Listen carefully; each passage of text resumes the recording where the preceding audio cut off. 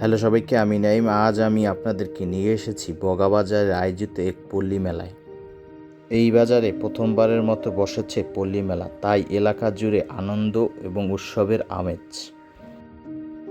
মেলার প্রবেশমুখে ঢুকতেই চোখে পড়ে রঙিন আলো আর নানা সাজসজ্জা, আর শিশু কিশোরদের ভিড় জমেছিল নাগরদোলার চারপাশে।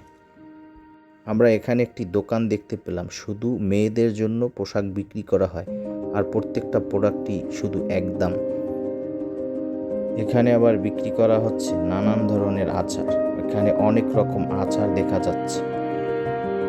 মেলার খাবারের দোকানগুলি ছিল বেশ আকর্ষণীয়। জিলাপি, চটপটি, ফুচকা, আইসক্রিম, যেখানে যেতাম সেখানেই ভিড় জমে থাকতো। খাবারের গন্ধে যেন মেলার পুরো পরিবেশ আরো প্রশান্ত হয়ে উঠেছে। এখানে আবার দেখছি বাচ্চারা লাফাচ্ছে। এই নাগরদোলায় সব বয়সী মানুষই দেখি উঠে ঘুরছে। এখানে তো আবার সবাই উঠে দেখছি ঝুলছে। এখানে আবার এক ভদ্রলোক জিলাপি বানাচ্ছে, পুরো পেঁচিয়ে পেঁচিয়ে পেঁচিয়ে পেঁচিয়ে জিলাপি হচ্ছে। এখানে আবার দেখা যাচ্ছে বিভিন্ন কালারের জুস বানিয়ে রেখেছে।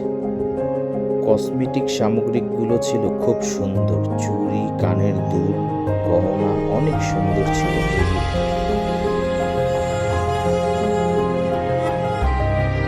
বিনোদনের জন্য রয়েছে ভূতের বাড়ি, আর এই ভূতের বাড়ির ভূতের সাথে একটি ছবি তুলে নিলাম। গ্রাম বাংলার এই মেলা এখন প্রায় হারিয়ে গেছে আমাদের মাঝে।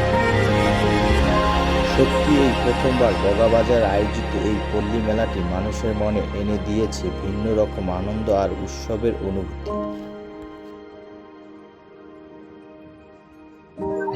নাম কি তোমার? তুমি মেলায় এসেছো? কার সাথে মেলায় এসেছো? তুমি কি কিনেছো? এটা কি কিনেছো? পুতুল কিনেছো? মেলায় এসে তোমার কেমন লাগে? ভালো। কখনো মেলায় এসেছো? এই প্রথম মেলায় এসেছো? ও